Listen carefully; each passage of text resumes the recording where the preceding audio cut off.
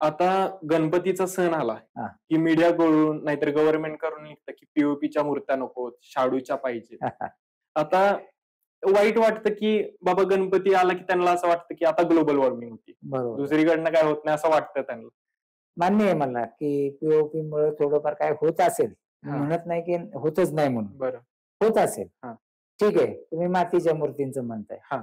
की माती अवेलेबल करायची कुठे? महाराष्ट्रात भेटते. महाराष्ट्रात ही माती मिळत नाही. ही बरं, गुजरातवरून सप्लाय होते बरं. आणि ही गुजरात आपल्याला किती वर्ष ही माती देणार आहे? तुम्ही सांगितलं, की मुंबईमध्ये तुम्ही सुरुवात केली होती. तर तुम्हाला असं का वाटलं, की आता आपण आपल्या मूळ गावी जावं, रेवलीमध्ये आणि मग तिथून सुरुवात करावी? असं व्यवसाय करणारा मराठी व्यावसायिक असे कमीच आहेत. बरोबर. परंतु आमच्या वडिलांनी काही का असेना, हां, त्यावेळेला एक नोकरी करता करता आपण हा जरा वेगळ्या धाटणीचा व्यवसाय करूया हां. म्हणून त्यात उडी घेतली. मी असं ऐकलंय, की गणपती मूर्तींसाठी रेवली गाव हे खूप फेमस आहे. तर याच्या पाठीमागचा इतिहास जरा सांगा? आमचे एक म्हणजे मित्र आहेत. हां. मोहन साळुंके, चंद्रकांत साळुंके म्हणून माझे मित्रच आहेत ते. बरं. तर त्यांनी हा व्यवसाय गावी आणला. हां, ह्या स्टॉलवरती हां. एक 350 मूर्ती आहेत. बरं. 350 मूर्तीमध्ये हां. एक क्वचितच 1-2 एकसारखे असतील, एकसारखे असतात. नाहीतर मग सगळ्या वेगवेगळ्याच आहेत. आता गणपतीच्या मूर्ती महाराष्ट्रात भरपूर कलाकार आहेत हो, म्हणजे आणि बरोबर. बनवतात. बरोबर. पण आपल्या मूर्तीमध्ये असं युनिक डिझाइन काय? नमस्कार मंडळी, राम-राम. मी प्रदीप पवार. तुमचं स्वागत करतोय कॅज्युअल चर्चा या मराठी चॅनलवर. तर आजचा विषय कसा जरा मला गणपती बुक करायचा होता. तर माझ्या मित्राचे एक काका होते. रेवली गावात होते म्हणजे अमोल वाईकरांचं नाव आहे. म्हटलं चला तर त्यांच्याकडेच जाऊया आणि गणपतीच्या मूर्ती बघूया.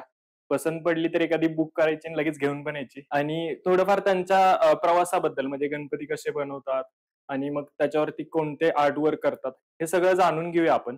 तर चला त्यांनाच भेटूया. नमस्कार. नमस्कार. आज आपल्या सर्वांचं स्वागत आहे आजच्या विशेष कार्यक्रमात. आजच्या विशेष कार्यक्रमाचे आपले अतिथी आहेत प्रसिद्ध गणपती मूर्ती कलाकार अमोल दिनकर वाईकर. अमोल सर, नमस्कार. तर आता ही गणपती बनवण्याच्या प्रवासाची सुरुवात कशी झाली? गणपती बनवण्याच्या प्रवासाची सुरुवात हां, 1993-94 साली आम्ही वागळे एस्टेट, ठाणे या ठिकाणी एक मूर्तीचा स्टॉल लावला होता. बरं. आमचे चुलत बंधू श्री हां, विष्णू कोंडीबा वाईकर हां, यांचा चेंबूर या ठिकाणी कारखाना होता. बरं. तिथून आम्ही मूर्ती घेऊन हां, ठाणे या ठिकाणी ह्या व्यवसायाला सुरुवात केली होती.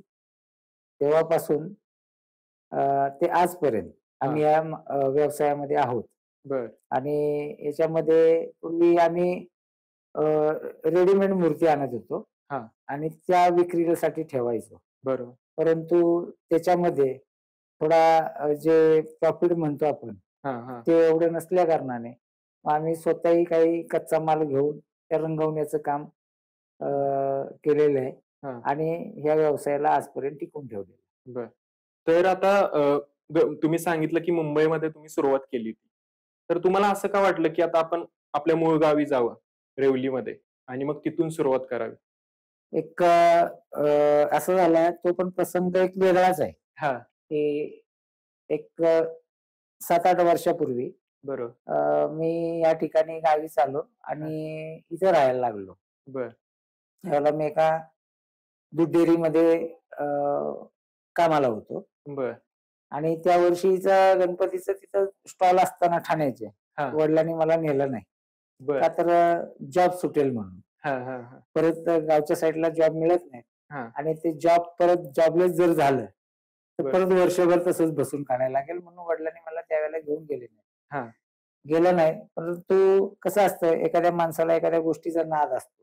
मी बरोबर. आज त्या गोष्टीमध्ये त्या गणपतीच्या व्यवसायामध्ये हं, 30 ते 35 काही जास्तच बरं. म्हणायला लागलं तरी चालेल. हां, हां, एवढ्या वर्षापासूनचा माझा म्हणजे व्यवसायात मी आहे. बरोबर. त्या वर्षी मला नेलं नाही. हां, म्हणून मलाही थोडं वेगळंच फिलिंग येत होतं वाईट ते. वाटलं असेल वाईट तुम्हाला. वाटत. हां, अशामध्ये माझ्याकडे इथे काही शिल्लक राहिलेल्या एक मूर्ती होत्या, ज्या आम्ही मुंबईमध्ये समजा व्यवसाय जरी करत असलो, हां, तरी राहिल्यानंतर तो माल आम्ही आपला गावी घेऊन यायचो. बरोबर. परत पुढच्या वर्षी घेऊन जायचो. हां, परंतु त्या मूर्ती इथे राहिलेल्या होत्या. हां, एक 10-20 मूर्ती होत्या. बरं, 20 एक मूर्ती असतील त्या. बरं. तर त्या मूर्ती मी बाहेर काढल्या. हां, त्यांचं कुठं-कुठं काय टचअप-बिचअप होतं त्या ओके केल्या. हां, त्यांना सजवल्या थोड्याफार. हा हा. आणि मी असं कुठे ऍडव्हर्टाईज वगैरे काय केली नाही. बर. मी ज्या डेअरीमध्ये कामाला होतो हा. तिथेच कामगारांना सांगितलं की बाबा तुम्हाला मूर्ती पाहिजे असतील तर आहेत माझ्याकडे. हा. आणि त्या सर्वच्या सर्व मूर्ती त्या बर. कामगारांनी बुक केल्या. हा हा हा. आणि ते एक मला जरा वेगळंच वाटलं इथं. बरोबर. हा. जर लोक येत आहेत घेत आहेत हा. तर आपण एक काम करूया, या ठिकाणी पण सुरुवात करूया. आणि त्या वर्षापासून या ठिकाणी मी व्यवसायाला सुरुवात केलेली आहे बर. गणपतीची. तर हा तुमचा कौटुंबिक व्यवसाय होता. बरोबर आहे. पण तुम्ही म्हणजे हा व्यवसाय करत असताना तुम्हाला संपूर्ण फॅमिलीचा सपोर्ट कसा भेटला? फॅमिलीचा सपोर्ट म्हणाल हा. तर ज्या वेळेला आम्ही 1993 साली हा व्यवसाय चालू केला होता हा. त्यावेळेला बहुतेक म्हणजे असं मुंबईमध्ये जरी नोकरदार वर्ग असेल तर हा. एक असं सॅलरी अशी काही मोठी कोणाची नसायची. बरोबर. आणि 4-4 मुलांचं कुटुंब असायचं प्रत्येकाचं. हा. तसंच आमचंही होतं. आम्ही 3 भाऊ, 1 बहीण, हा. परत आई वडील बर. अशा कुटुंबातनच आम्ही राहत होतो. आणि अशा मध्ये एक बोलतात ना की पैशाची चणचणी सगळ्यांनाच भासत असते. बरोबर. आणि नोकरी व्यतिरिक्त असं व्यवसाय करणारा मराठी व्यावसायिक असे कमीच आहेत. बरोबर. परंतु आमच्या वडिलांनी काही का हा. असेना त्यावेळेला एक नोकरी करता करता आपण हा जरा वेगळ्या धाटणीचा व्यवसाय करूया हा. म्हणून त्यात उडी घेतली. बरोबर. आणि 2 भाऊ आम्ही, म्हणजे माझ्यापेक्षा एक मोठा भाऊ आहे बर. शरद दिनकर वाईकर. हा.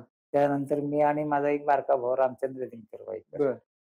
आम्ही 3 भावांनी हा धंदा त्यावेळेला आम्ही सांभाळला पहिल्या वर्षीचा. बर. आणि त्यात आम्हाला चांगलं यश मिळालं. बर. की आम्ही एक सुरुवातीला 105 मूर्ती आणल्या होत्या. हा. त्यामधल्या 101 मूर्ती आमची खपली होती. 101 खपलं. 101 संपली होती. बर.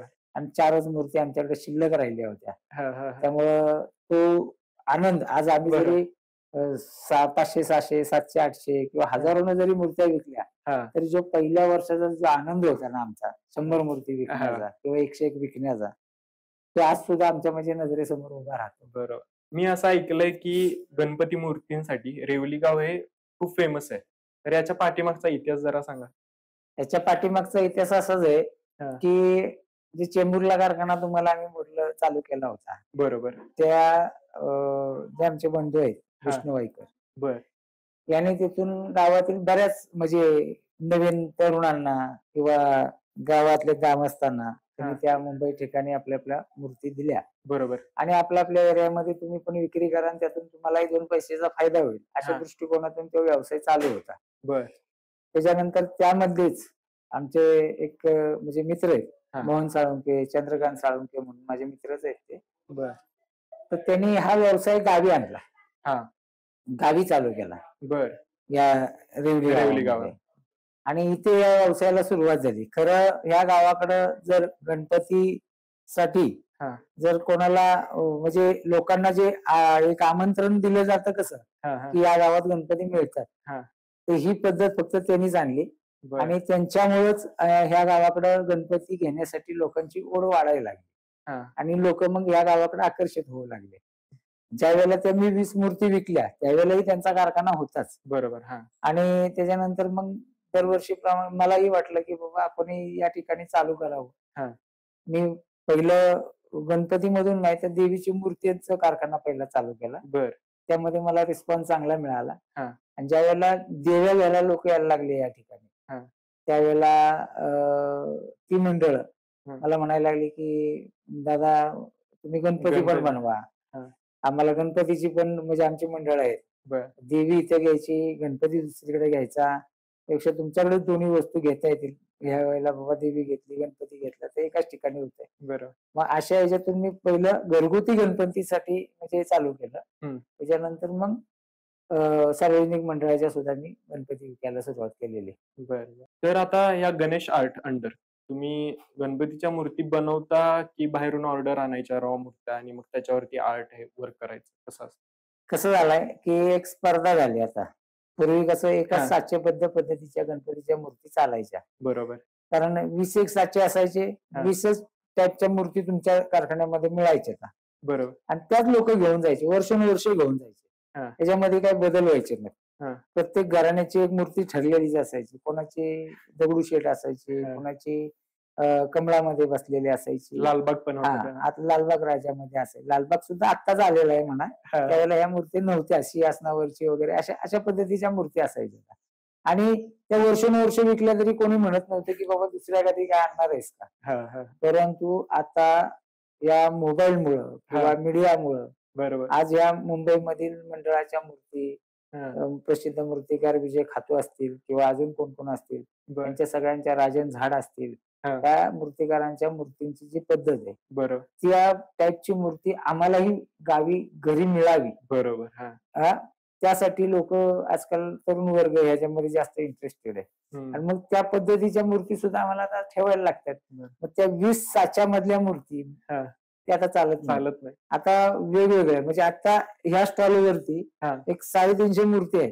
350 मूर्तीमध्ये एक क्वचितच 1-2 एकसारखे असते, नाहीतर मग सगळ्या वेगवेगळ्याच आहेत. म्हणजे याच्यामध्ये कमीत कमी 100 ते 150 मॉडेल आहेत याच्यामध्ये. त्याचं डबल केलं तर 300-350 होते समजा. म्हणजे ते एका साच्याच्या मूर्ती कोणाला आता पसंत नाही. 2-2, 3-3 पीस मध्येच आता वाटणी होते. आता गणपतीच्या मूर्ती महाराष्ट्रात भरपूर कलाकार आहेत म्हणजे आणि बनवतात. बरोबर. पण आपल्या मूर्तीमध्ये असं युनिक डिझाईन काय? युनिक डिझाईन म्हणाल तर बघा, मूर्ती ऑलरेडीच आमच्या रंगसंगती म्हणा, त्यांची जी डोळ्यांची जी कला आहे ती, किंवा त्या मूर्तीमध्ये काय असा भाव म्हणजे असा की त्यांची बसण्याची हाईट किंवा त्यांच्या शरीराची एक रचना, या सगळ्या बघूनच आम्ही मूर्ती आणत असतो. त्याच्यानंतर खरी कला चालू होते तर त्याच्यावरच्या कलाकुसरीची, डायमंड वर्क असतील. आता हे नवीन आलंय पद्धत, डायमंड वर्क आहे, शेला पेटा धोतर आहे त्यामध्ये, परत अनेक काय अजून बरंच काय ह्याच्यामध्ये करता येतं. अशा पद्धतीनं त्या मूर्ती अजून आकर्षक कशा बनतात ते आम्ही बनवत असतो. आणि हे वेगळे सगळ्यांपेक्षा वेगळंच आहे आमचं जरा. बरोबर. त्यामुळे थोडीशी मूर्ती महाग होते आमची. परंतु मूर्ती जर तुम्ही पाहिली तर रिअल आहे असंच वाटतं. म्हणजे समोर ती हुबेहूब जशी असते ना त्या पद्धतीनंच वाटते ती. असं इतर मूर्तींपेक्षा म्हणजे ती मूर्ती जरा आकर्षकच दिसते असे. आता तुम्ही जेव्हा 1993 ला चालू केलं होतं त्यावेळी तुम्ही म्हणला की मूर्ती एकदम सिंपल होता. सिंपलच होते.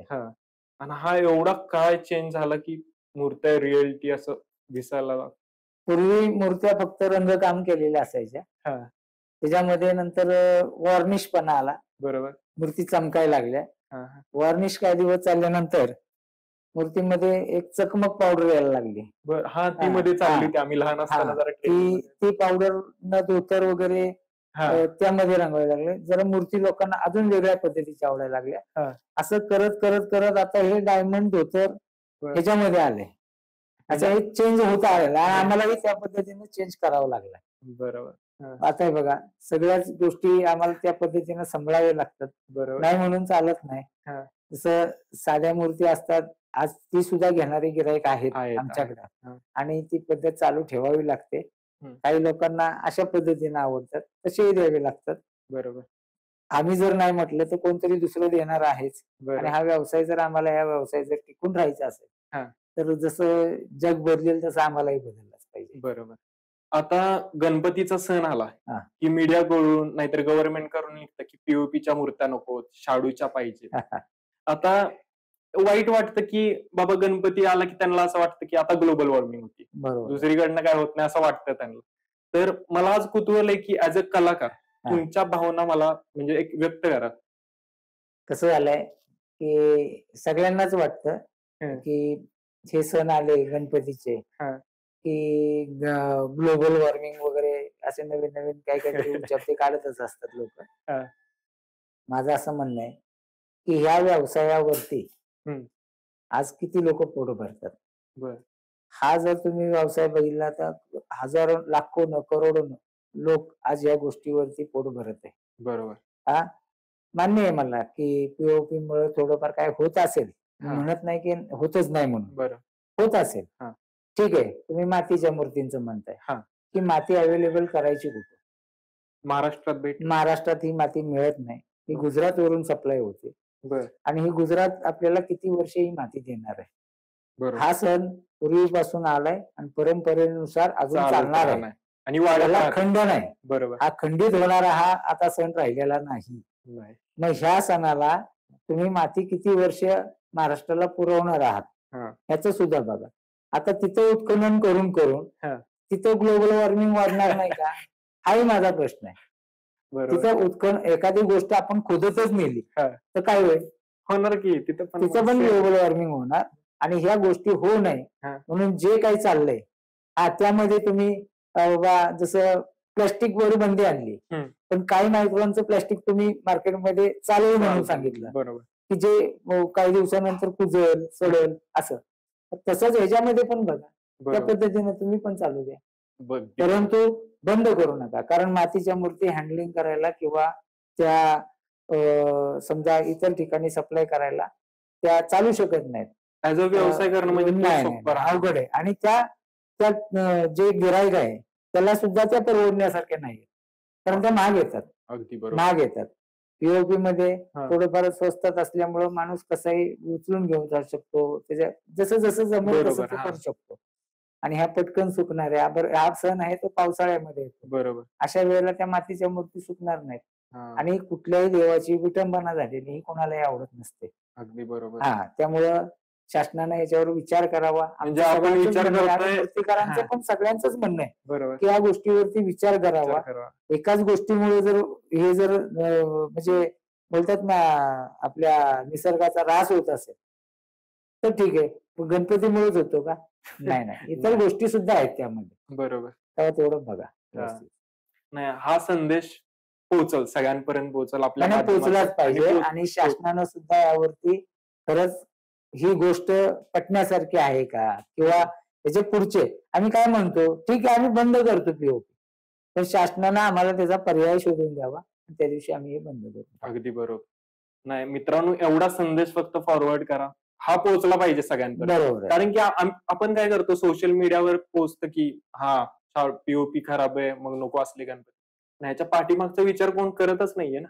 हा पण विचार ट्रॅव्हलिंगचा ॲज अ कलाकार मग तुम्ही कसं हे करणार? तर दुसरी गोष्ट त्यामध्ये आहे की मातीच्या मूर्ती बनवणारे कलाकार आता नाहीये. थोडक्यात जे खरे कलाकार होते कोकणमध्ये किंवा हे रायगड पेन जिल्ह्यामध्ये, ते आता कलाकार राहिलेले नाहीत. आता मूर्ती बनवणं हे सुद्धा अवघडच आहे मातीमध्ये.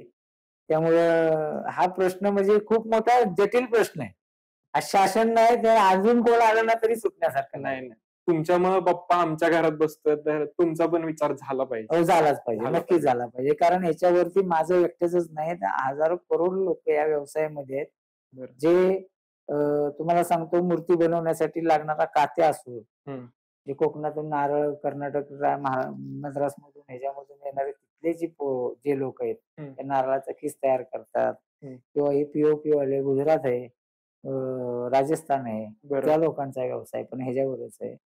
परत कलर रंगकाम रंग आहेत, आता हे धोतरफेटा डायमंड आहे, बरोबर, असे अनेक अनेक म्हणजे गोष्टी ज्या आहेत ह्याच्याशी जोडलेले अनेक व्यवसाय. ट्रान्सपोर्टेशन आहे, कुठला व्यवसाय नाही गणपतीशी जोडलेला. त्याच्यानंतर गणपती बसल्यानंतर तुम्ही सांगा, किराणा मालवाल्या दुकानदारापासून ते तुमच्या घरातील इतर कोणत्या गोष्टी लागतात, सगळ्या फळवाले आहेत, नारळवाले आहेत, तेलवातवाले आहेत, अगरबत्तीवाले आहेत, हे व्यवसाय सगळं या बाप्पांच्या ह्याच्याशी निगडीत आहे. आज हा बंद कराल तर सगळंच बंद आहे. अगदी बरोबर. तर आपले गणपती बाप्पा वाजतात सप्टेंबर मध्ये, बरोबर, पण त्याच्या आधी किती महिने आपल्याला तयारी करायला लागते? हा प्रवास कसा आहे? कसं हा व्यवसाय करत असताना एक दसऱ्याच्या नंतर त्याचा शुभ मुहूर्त केला जातो. दसऱ्यानंतर लगेचच एक देव बसल्यानंतर 1-2 महिने सुट्टी असते. दसऱ्याला शुभ मुहूर्त करून एक जानेवारी पर्यंत माणसं थांबतात. जानेवारी पासून जी सुरुवात होते ह्या व्यवसायाला, म्हणजे फक्त याच्यामधला एक 2-3 महिन्याचाच फक्त खंड असतो. ते वर्षभर चालूच असतं गणपती बनवणं. आता आम्हाला समजा आम्ही काही साचे बनवत नाही, तर कच्चा मालच आम्ही आणत असतो, तरी जानेवारी नंतरच आम्हाला ते अवेलेबल होतो. आणि त्याच्यानंतर मग मार्च एप्रिल पर्यंत हा माल आणून घासकाम करून कलर काम म्हणजे करून मार्च एप्रिल मध्ये तुम्हाला येऊन जातो रॉ हो मटेरियल रॉ मटेरियल येऊन जातो. साचे तयार होतात लोकांचे आणि हा. मग ते बनवल्यानंतर बर मग ते माल विक्रीला ठेवतात, कच्चा माल. अच्छा.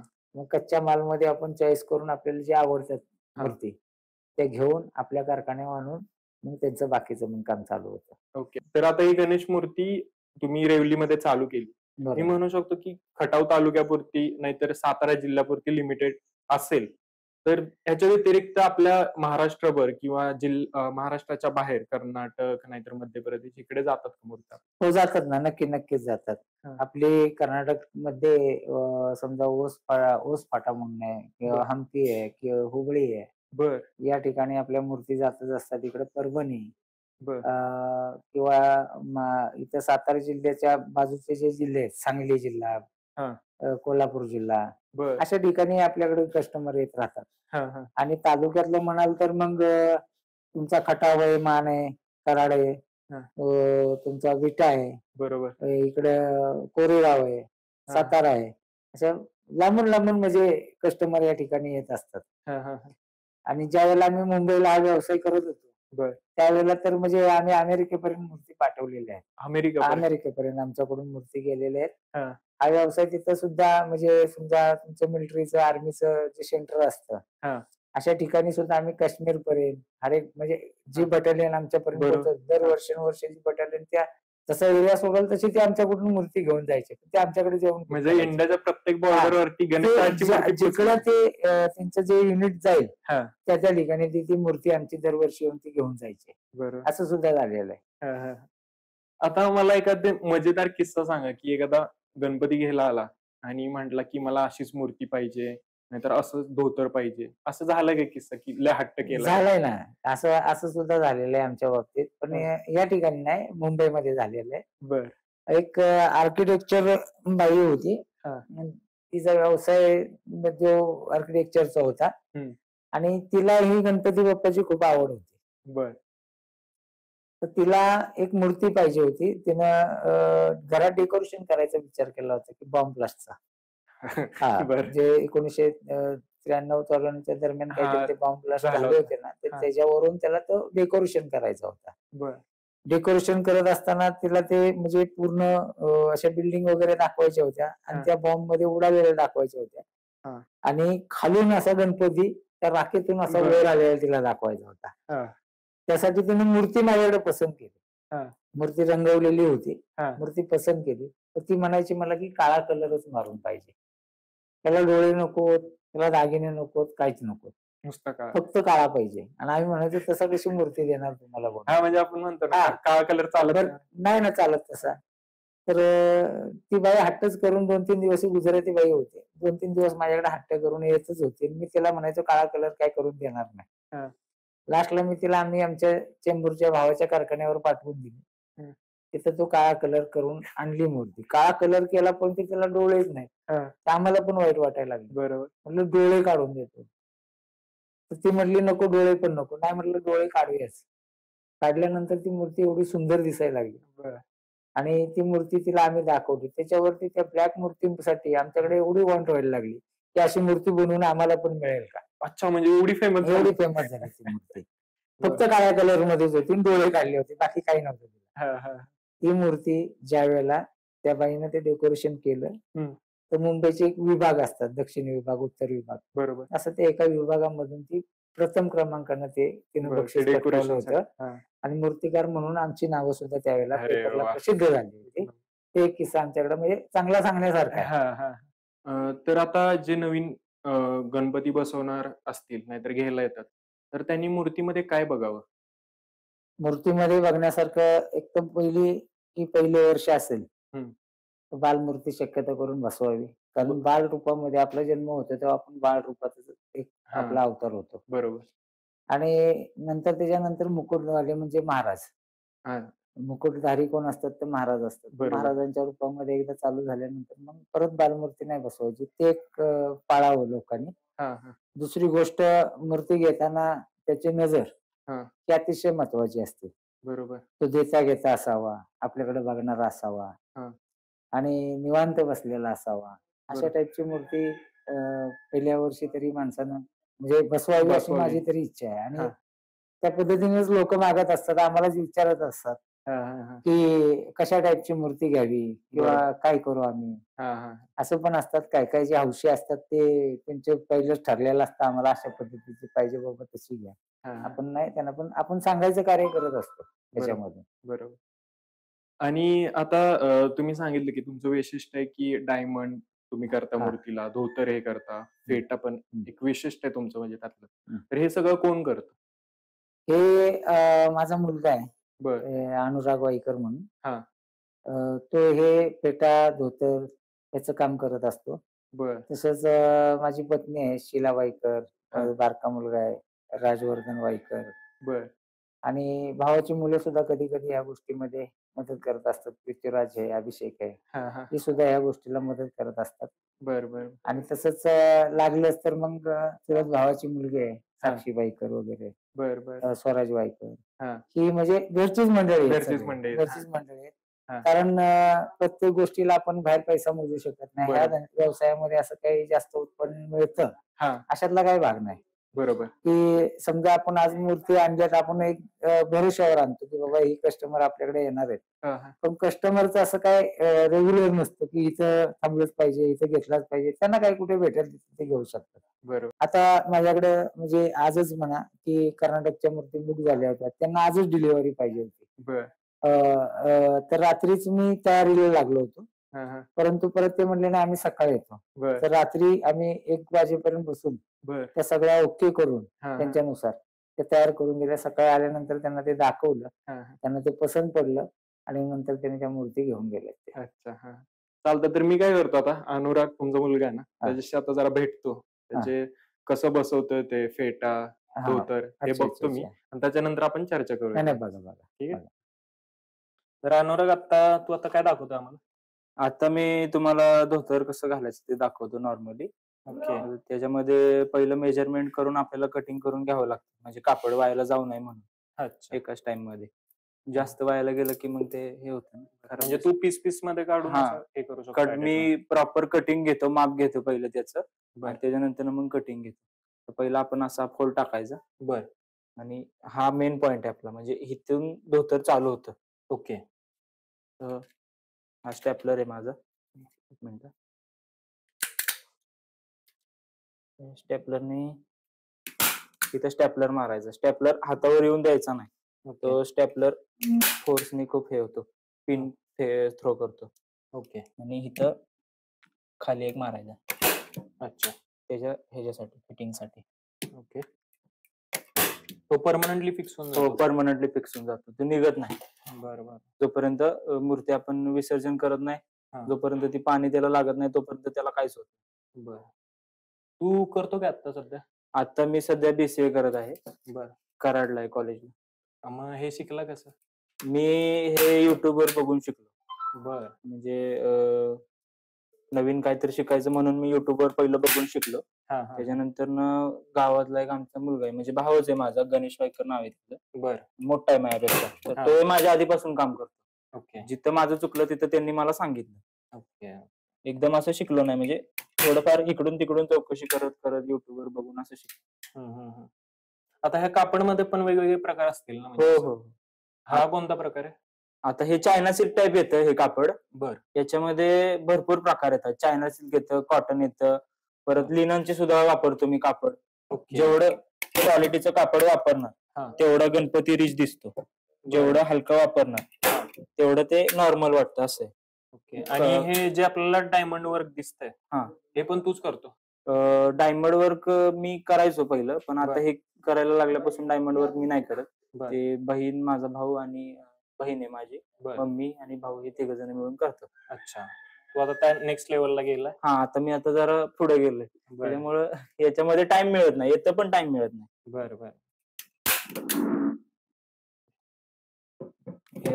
हे झाल्यानंतर मला तू फेट्याचं पण दाखवतो. फेट्याचं पण दाखवीन.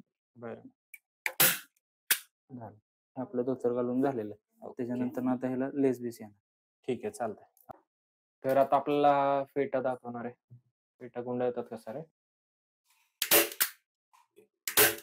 एवढा पेना लागतो? हो. ते जेवढं तुम्ही टाईट मारणार ठोकणार त्याला, म्हणजे पिन जेवढी टाईट लावणार तेवढं ते फिट राहणार, नाहीतर मग ते निघणार पटकन. ओके. म्हणजे काय आमचं दादा मूर्ती बरं. हो, मूर्ती बरंच. ते आता खेचून ओढलं तरी निघत नाही लवकर, आणि निघालं तरी ते समजणार नाही नक्की कसं जोडलंय. म्हणजे कधी कधी म्हणतात ना आम्हाला कस्टमर की तुम्ही कसं केलं, किंवा आम्हाला हे फेटा काढायचा आहे. ते फेटा काढल्यानंतर ना विचित्र दिसते मूर्ती जरा, त्यामुळे त्याला लावतानाच असं लावायला लागतं की ते परत निघालं नाही पाहिजे. बरं. हे कसं असतं, म्हणजे कस्टमरची डिमांड असते की कस्टमरच्या डिमांडनुसार तसं नाही बनवत. तसं बनवलं तर राहिलं तर मग ते आमच्या अंगावर येते ना. म्हणजे आता ही मूर्ती बुक केली. हा, ही बुकिंग मूर्ती आहे, तिला आपलं काम चाललंय. ओके.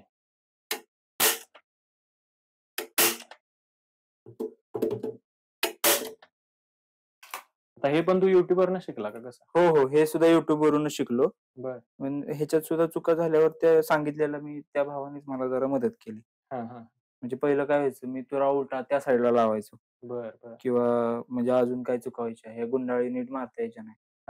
त्या अशा छोट्या मोठ्या मदत त्यांनी केली मला सांगायला. बर.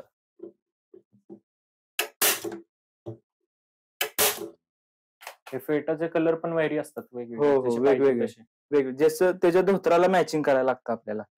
आता हे जर ग्रीन धोतर आहे तर मी त्याचे गुंडाळ्या ग्रीन टाकतोय, त्याची लेस सिल्वर आहे तर मग ह्याची सुद्धा सिल्वर लेस घेतली. Okay okay. आता गुंडाळे किती बसतात साधारण? 4 बसतात. ते प्रमाण ठरलेलं असतं. ओके. जर 1.5 फुटाची जर मूर्ती असेल तर 3 राऊंड येतात ह्याचे, आणि जर 2 फुटाची असेल तर 4 राऊंड येतात. प्रत्येकाची धोतर फेटा घालायची पद्धत वेगळी असते. माझी जरा वेगळी आहे. काही जण चिटकवून पण घालतात. मला चिटकवून जमत नाही प्रॉपर. अच्छा, चिकटून कसं बनवत होता? म्हणजे ते ग्लू गन यूज करून घालता येतं ते तसं फेटा किंवा धोतर. ओके. पण ते शक्यतो मातीच्या ज्या मूर्त्या असतात त्यांना घातलं जातं. चिटकवून घातलेल्या त्याच्यामध्ये रिस्क असं असतं की ते निघतं. निघायची शक्यता असते, निघत नाही असं प्रॉपर, पण शक्यता असते. किंवा त्या गननी हात भाजायची शक्यता असते, ती गरम असते ना भरपूर. त्यामुळे मी कधी त्याचं ट्राय केलं नाही. केलंय ट्राय, पण मला असं प्रॉपर येत नाही, जेवढं स्टॅपलरनी जमतं तेवढं. आणि यानं वेळ पण वाचत असेल ना? हा, ह्याने माझा टाइम वाचतो. तू साधारण किती करतो असं दिवसातनं? दिवसातून आता माझं कॉलेज बिलेज करून तसं मला जास्त मिळत नाही. 3-1 मूर्त्या होतात माझ्या डेली. संडे बिंडे असेल तर 6-7 मूर्त्या होतात, त्याचे जास्त नाही होत. धोतराला जास्त वेळ लागतो का? धोतराला जरा जास्त वेळ लागतो. फेट्याला आपण कटिंग मेजरमेंट घेऊन ठेवलं ना तर पटकन होऊन जातात. आता हे जे मी तुरा लावला आधी, सर्वात आधी, तर ते मी ऑलरेडी बनवलेला होता. ओके. म्हणजे तुरा पण बनवायला लागतो हाताने ते. आता हे मटेरियल सेपरेट भेटतं का एवढं? नाही, आपल्याला कपडा वेगळ्या ह्याच्यावर लावायचा असतो. एक पेपर येतो, त्याच्यावर तो चिटकवून त्याच्यानंतर मग त्याच्यावर त्याची मॅचिंग लेस लावून ते तुरा बनवायला लागतो. रेडीमेड फक्त कापड येते ह्याच्यात, दुसरं काही येत नाही. सगळं हाताने बनवायला लागतं. काही वेळेस कस्टमरला वाटतं की आपण काढून ठेवूया पुढच्या वर्षीच्या मूर्तीला, पण ते निघत नाही असं. Right right. आपण हे बनवून घेतलंय. आता ते मेजरमेंट नुसार फक्त एवढा फोल्ड टाकायचा त्याच्यामध्ये. ओके. हे ह्या गॅप मध्ये लावायचं, फक्त असं फिरवून घ्यायचं, त्याचं ते तयार होतं. पण जोपर्यंत शेप येत नाही तोपर्यंत त्याला प्रॉपर फिट करायचं नाही. बर.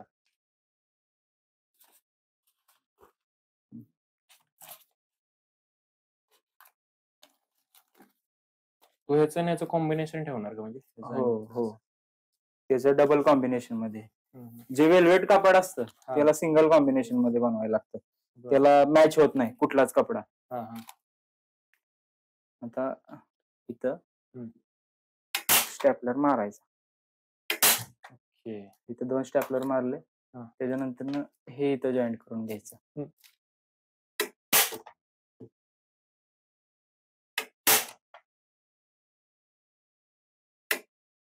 ओके.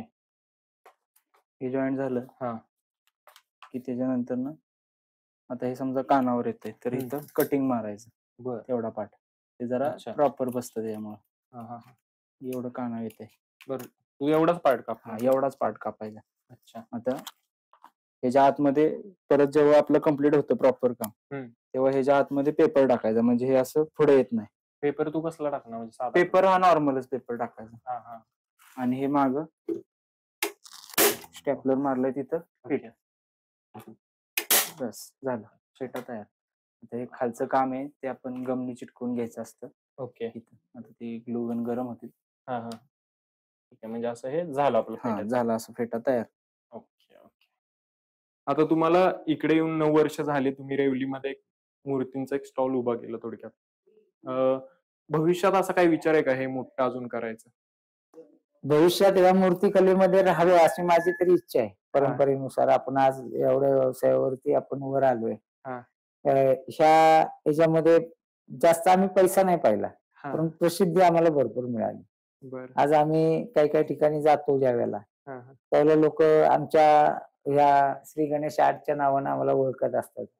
तुम्ही श्री गणेश आर्टवाले ना, तुमचा गणपतीचा किंवा देव्यांचा व्यवसाय आहे. सूर्य आर्टच्या नावानं माझा देवीचा व्यवसाय चालतो आणि श्री गणेश आर्टच्या नावानं आमचं जे पहिल्यापासूनच जे नाव आहे त्या नावानं गणपतीचा आमचा व्यवसाय चालतो. ही प्रसिद्धी अशी कोणालाही मिळत नसते. बरोबर. म्हणजे जेव्हा आपण त्या कलेमध्ये पारंगत असतो किंवा आपल्याकडून काहीतरी लोक इथे येतात आणि घेऊन जातात आणि ते लोक लक्षात ठेवतात आपल्याला, आणि आपण असं कधीतरी असं म्हणजे आपण त्या लोकांना ओळखत नाही, परंतु ते आपल्याला परफेक्ट ओळखतात. त्यावेळेला खरं म्हणजे काहीतरी केलेल्याचा आनंद होतो. एवढा दिवस आम्ही त्या गोष्टीमध्ये आहे आणि त्या गोष्टींपासून आम्हाला कोणतरी ओळखतंय, त्या गोष्टीचा आम्हाला खरंच अभिमान आहे. आणि ही परंपरा आमच्या मुलांनी जपावी आमची अशी इच्छा आहे. परंतु कसं झालंय की सर्वांनाच त्या गोष्टीमध्ये काय आवड असते किंवा नसते. आवड तर सगळ्यांनाच आहे, परंतु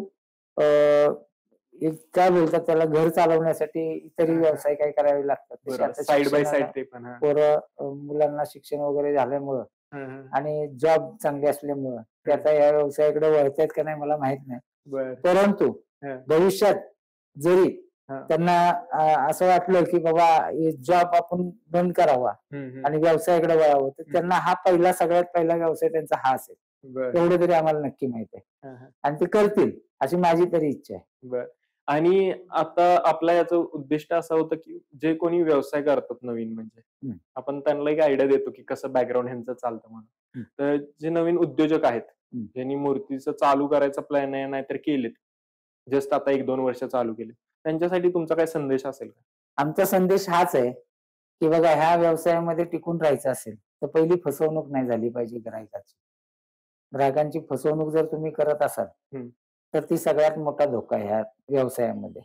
दुसरी गोष्ट, या मूर्ती हँडल करताना एक काचेची वस्तू हँडल कशी करतो आपण तशी आहे, त्याच्या मागे भावना आहे, एक समाजाच्या एक भावना आहेत वेगळ्या. बरोबर. त्याची तुटफूट किंवा त्याचं बोलतात ना की म्हणजे असा गैर प्रकार त्या बाबतीत काही होऊ नये. बरोबर. त्याची आस्था टिकून राहावी, चांगल्या पद्धतीनं तिकडं त्या गोष्टींकडं म्हणजे एक लक्ष द्यावं लागतं.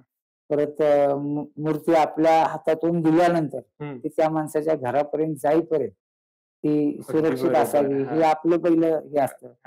कधी तिथं गेल्यावरती त्यांच्या हातातून काही घडत असेल तर तिथपर्यंत जाऊन तत्पर सेवा देणं, बरोबर, हे सुद्धा महत्वाचं आहे, महत्वाचं अति महत्वाचं आहे.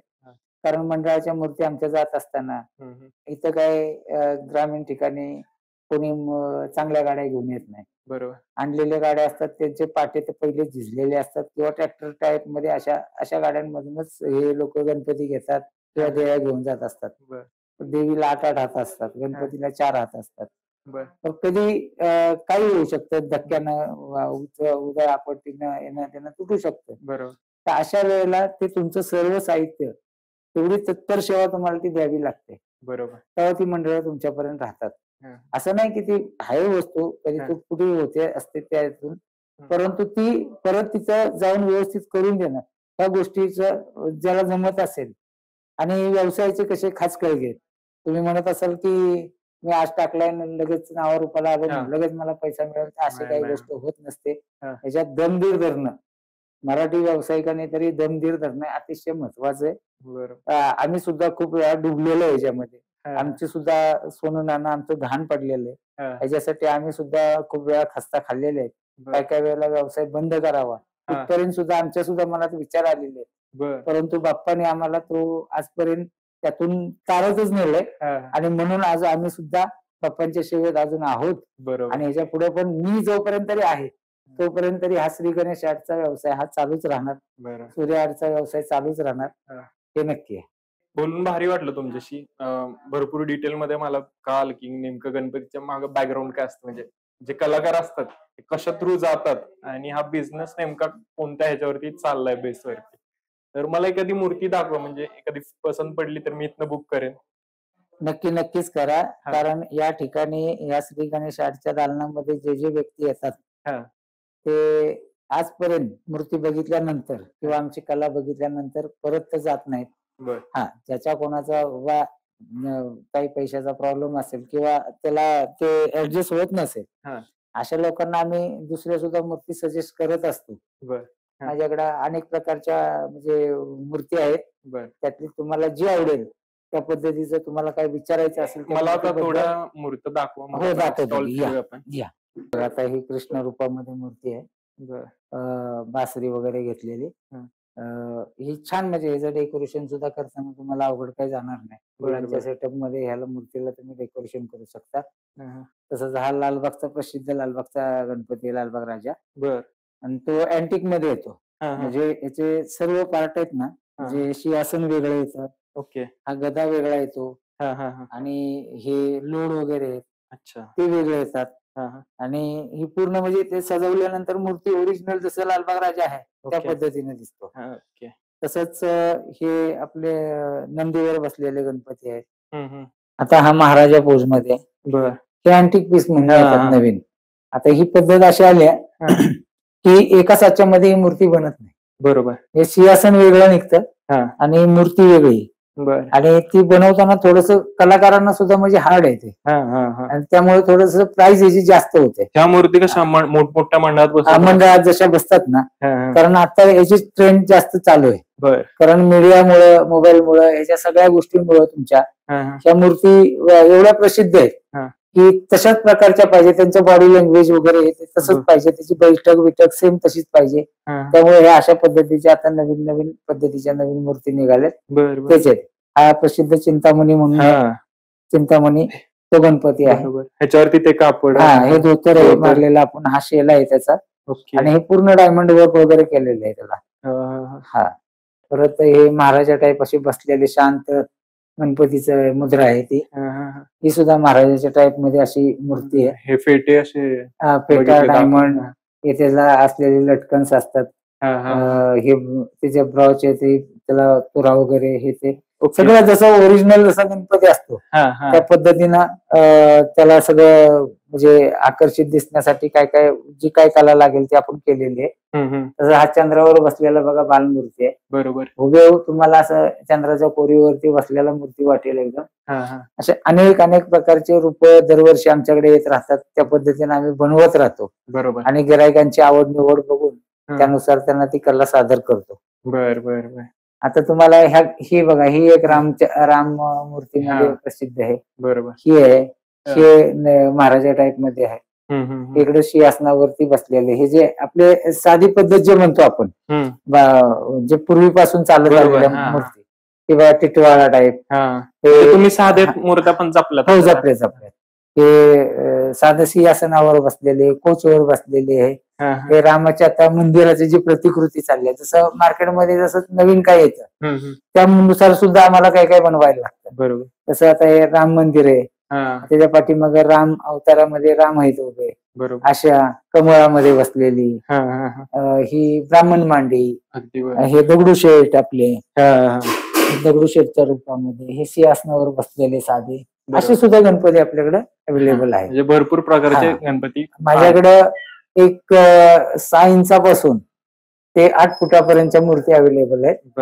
आणि जसं मंडळाच्या आहेत, घरगुती आहेत, सगळ्या मूर्ती आपल्याकडे अवेलेबल आहेत. नमस्कार, मी वसंत देवकर आहे. कर्नाटक मध्ये राहतो आम्ही.